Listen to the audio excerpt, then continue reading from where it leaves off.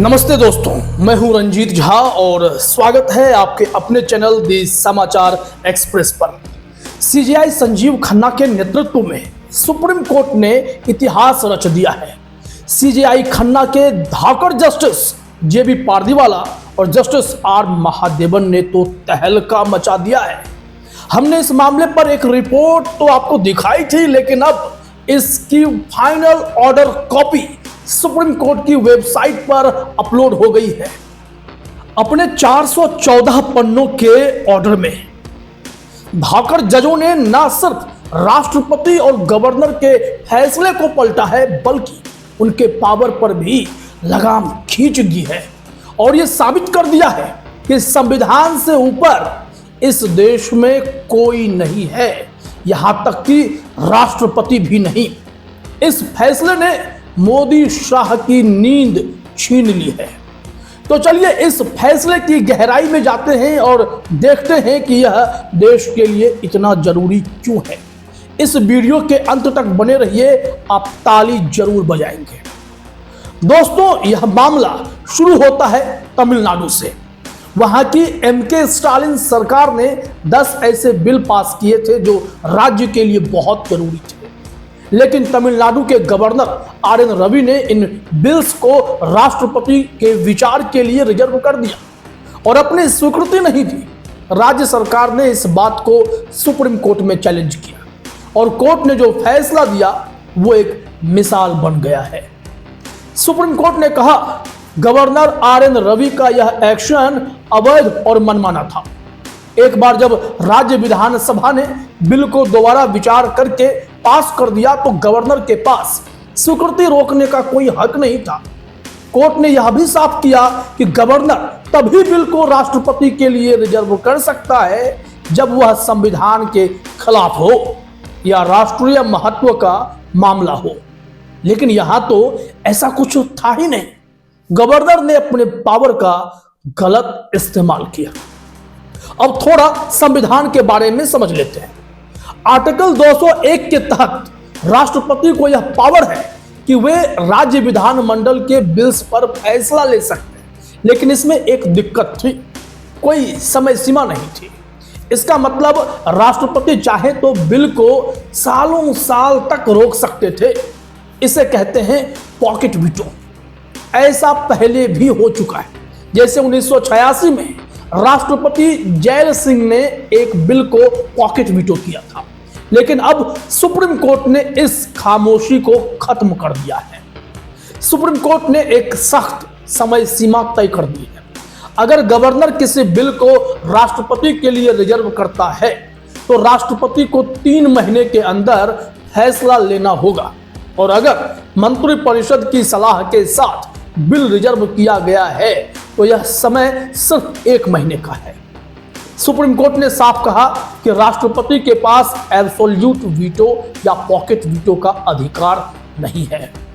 इसका मतलब अब कोई बिल अनिश्चित काल तक रोका नहीं जा सकता। दोस्तों, यह फैसला सिर्फ तमिलनाडु तक सीमित नहीं है, यह पूरे देश के लिए एक मिसाल है। सुप्रीम कोर्ट ने यह साफ कर दिया कि अगर कोई संवैधानिक अथॉरिटी, चाहे वह गवर्नर हो या राष्ट्रपति, अपने काम को उचित समय में नहीं करती है तो कोर्ट हस्तक्षेप कर सकता है। इसका मतलब न्यायपालिका के पास यह शक्ति है कि वह कार्यपालिका के ओवररीच को रोक सके। यह फैसला लोकतंत्र की बुनियाद को मजबूत करता है, क्योंकि राज्य विधानमंडल जो जनता की आवाज है उसकी शक्ति को बरकरार रखा गया है।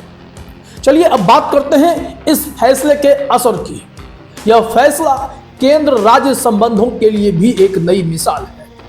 अब गवर्नर और राष्ट्रपति अपने पावर का दुरुपयोग नहीं कर सकते। यह फैसला पूरे देश के लिए एक गेम चेंजर है। आजकल कई राज्यों में देखा जा रहा है कि गवर्नर अपने पावर का दुरुपयोग कर रहे हैं, चाहे वह तमिलनाडु हो, पश्चिम बंगाल हो या केरल। कई जगहों पर गवर्नर और राज्य सरकारों के बीच टकराव देखने को मिलता है। गवर्नर को लगता है कि वे केंद्र सरकार की कठपुतली बनकर राज्य सरकारों के खिलाफ एक हथियार की तरह काम कर सकते हैं, लेकिन सुप्रीम कोर्ट ने साफ कर दिया, संविधान से ऊपर कोई नहीं है। यह फैसला केंद्र राज्य संबंधों में एक नया संतुलन लाएगा। अब गवर्नर और राष्ट्रपति अपने विवेकाधीन शक्तियों का गलत इस्तेमाल नहीं कर सकते। यह फैसला लोकतंत्र के लिए भी एक बड़ी जीत है। राज्य विधानमंडल जो जनता के वोट से चुनी जाती है, वह जनता की आवाज है। अगर गवर्नर या राष्ट्रपति बिना वजह बिल्स को रोकते हैं तो यह जनता की उस आवाज को दबाने की कोशिश है।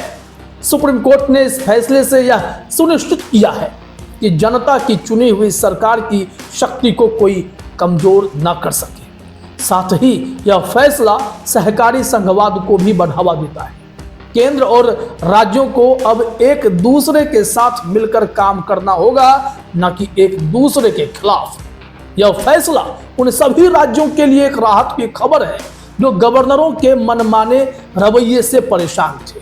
अब देखिए, सीजेआई खन्ना वक्फ बोर्ड पर भी सुनवाई करेंगे और राष्ट्रपति की मुहर वहां भी लगी है। क्या होगा, यह भी अब उम्मीद जगाने लायक फैसला है। दोस्तों, यह मुद्दा नया नहीं है। केंद्र और राज्य के बीच रिश्तों को लेकर पहले भी कई बार चर्चा हो चुकी है। 1983 में सरकारिया कमीशन बनाया गया था, जिसका मकसद केंद्र और राज्यों के बीच मौजूदा व्यवस्थाओं की समीक्षा करना था। इस कमीशन ने सुझाव दिया था कि आर्टिकल 201 के तहत समय सीमा तय की जानी चाहिए ताकि बिल्स के निपटारे में देरी ना हो। सरकारिया कमीशन की सिफारिशें उस समय लागू नहीं हुई, लेकिन इसने एक बहस जरूर शुरू कर दी। इसके बाद 2007 में पंछी कमीशन बनाया गया, जिसने भी केंद्र और राज्य संबंधों पर गहराई से विचार किया।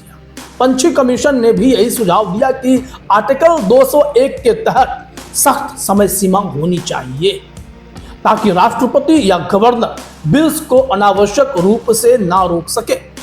इन दोनों कमीशंस ने यह भी कहा कि केंद्र और राज्यों के बीच सहकारी संघवाद को बढ़ावा देना होगा ताकि दोनों एक दूसरे के साथ मिलकर काम करें, ना कि एक दूसरे के खिलाफ। सुप्रीम कोर्ट ने अपने इस फैसले में इन सिफारिशों को आधार बनाया है और एक ऐसी मिसाल कायम की जो आने वाले सालों तक याद रखी जाएगी। कोर्ट ने यह भी कहा कि अगर कोई संवैधानिक अथॉरिटी अपने काम को उचित समय में नहीं करती तो कोर्ट हस्तक्षेप कर सकता है। यह एक बड़ा कदम है जो यह दिखाता है कि भारत में न्यायपालिका संविधान की रक्षा के लिए कितनी सजग है। तो दोस्तों, यह था सुप्रीम कोर्ट का वह धाकड़ फैसला जिसने राष्ट्रपति और गवर्नरों को दिखा दिया कि संविधान से ऊपर कोई नहीं है। यह फैसला न सिर्फ तमिलनाडु के लिए बल्कि पूरे देश के लिए एक नई रोशनी है। ऐसे में जब सीजेआई खन्ना वक्फ अमेंडमेंट एक्ट पर सुनवाई करेंगे, उस कानून की समीक्षा करेंगे जिस पर राष्ट्रपति ने भी अपनी मुहर लगाकर केंद्र सरकार को कानून बनाने का और उस कानून को लागू करने का अधिकार दे दिया, तो क्या वहां भी कुछ गुंजाइश है? क्या वहां भी कानून पलट सकता है? उम्मीदें बहुत जग गई हैं, तो इंतजार कीजिए कि आगे होगा क्या। तो फिलहाल इस वीडियो में जो ऐतिहासिक फैसले हमने आपको बताए हैं वह आपको कैसा लगा? आप इस पर क्या सोचते हैं? क्या यह कदम ताली बजाने योग्य है या नहीं? आप कमेंट करके जरूर हमें बताइएगा और वीडियो पसंद आया हो तो लाइक, शेयर और सब्सक्राइब कीजिएगा, बेल आइकन भी दबाइएगा। फिलहाल इस खास शो में इतना ही। आप तमाम साथियों का हमसे जुड़ने के लिए बहुत बहुत शुक्रिया। नमस्कार।